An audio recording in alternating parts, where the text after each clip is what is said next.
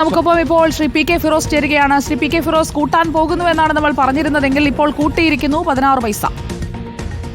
അതായത് ഈ സർക്കാർ ജനങ്ങളെ എങ്ങനെ ബുദ്ധിമുട്ടിക്കാൻ കഴിയുന്നത് ഗവേഷണം നടത്തിക്കൊണ്ടിരിക്കുകയാണെന്ന സംശയം. ഇനി എവിടെയൊക്കെയാണ് പൈസ കൂട്ടാനുള്ളത് എന്ന് അന്വേഷിച്ചുകൊണ്ടിരിക്കുന്ന ഒരു സർക്കാരാണ് ഇപ്പോൾ കേരളം ഭരിച്ചുകൊണ്ടിരിക്കുന്നത്.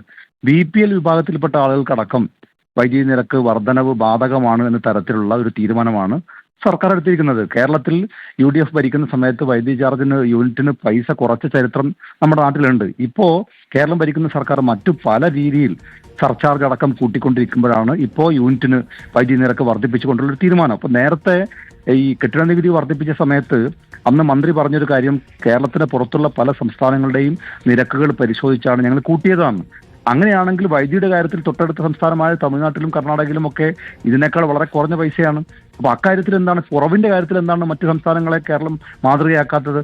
അപ്പോൾ കൂട്ടാൻ വേണ്ടിയുള്ള ന്യായീകരണങ്ങൾ കണ്ടെത്തുകയും കുറയ്ക്കുന്ന കാര്യത്തിൽ ഇത്തരത്തിലുള്ള ന്യായീകരണങ്ങൾ കാണാതിരിക്കുകയും ചെയ്യുന്ന ഒരു സർക്കാർ, ഇത് ഒരു നിലക്കും അംഗീകരിക്കാൻ കഴിയില്ല. ഈ വൈദ്യുതി ചാർജ് വർധനവിനെതിരായി അതിശക്തമായ സമരം ഉണ്ടാവും. ഇപ്പോൾ തന്നെ ജനങ്ങൾ.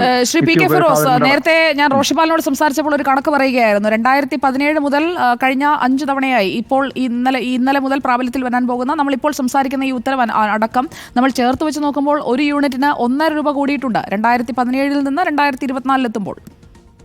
തീർച്ചയായിട്ടും ഇത് ഓരോ സമയം ഇങ്ങനെ ഘട്ടം ഘട്ടമായി വൈദ്യുതി ചാർജ് വർദ്ധിപ്പിച്ച് അങ്ങേയറ്റം 5 തവണ വർദ്ധിപ്പിക്കുക എന്നൊക്കെ പറഞ്ഞാൽ ഒരു സർക്കാരിന്റെ കാലത്ത് എത്രമാത്രം ക്രൂരതയാണ് ഈ സർക്കാർ ചെയ്തുകൊണ്ടിരിക്കുന്നത്.